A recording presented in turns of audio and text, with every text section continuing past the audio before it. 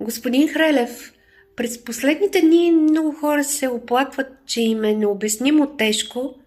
А, Чувстват се изморени, отчаяни. Какво ще кажете по този въпрос? На какво се дължи според вас? Според мен се дължи на негативния портал, който се е отворил в Вселената за те наречения демоничен портал. Портал за тъмната спора, който се отваря веднъж на 50 години.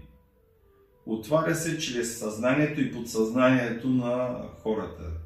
Много хора, не казвам масово, но поне 40% от населението живеят в злоба, ярост, безвяра, безволя и по този начин го отключват. Интересното тук е, че от 3 дена имам 10 пациенти, които са пострадали от демон, който се е вселил в тях. Обадиха ми се да им помогна, на което се отзовах на драго сърце и установих, че наистина е нещо много тежко, когато демона се всели в определен човек. При изчистването хората припадат и трябва после време, за да се свестят. Самият демон какво представлява, когато се всили в хората? Той ги кара да правят определени неща, ако не правят, ги наказва, може да почне да руши в апартамента, може да почне да ги физически да ги наранява и е нещо, все едно филм На ужасите. Да.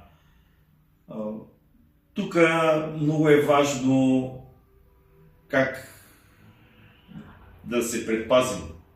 Предпазването става с хората, е желателно да се отворят вярата, любовта и да си правят молитва.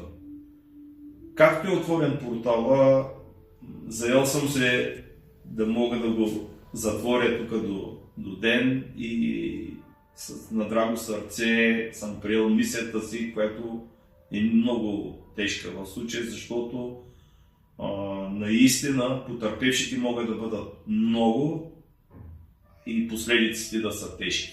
А човек може ли сам да си помогне в този случай? Човек може да си помогне, ако по някакъв начин може да чете правилно молитвата и да се пречиства със сребърен кръст и с вода.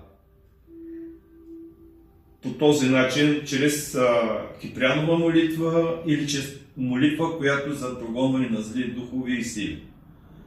Само молитвата, сребърния кръст и водата могат да помогнат за изчистване на демона. Но всичко, пак казвам, ако не може някой да се справи, желателно е да ми се обади, защото иначе последиците може да са тежки. Нека хората да не си правят експерименти. Този, който е пострадал, ако има желание, нека да ми звънне, на драго сърце ще му помогна. Защото, оставайки там демона в човек, хората се разболяват психически, изпадат в дупка, в депресия и става нещо много лошо. Самото тяло започва да се разпада физически. Чудиш се откъдето е дошло. Затова ви пожелавам всички да се молим, да вярваме и да обичаме истински от сърце. Амасте.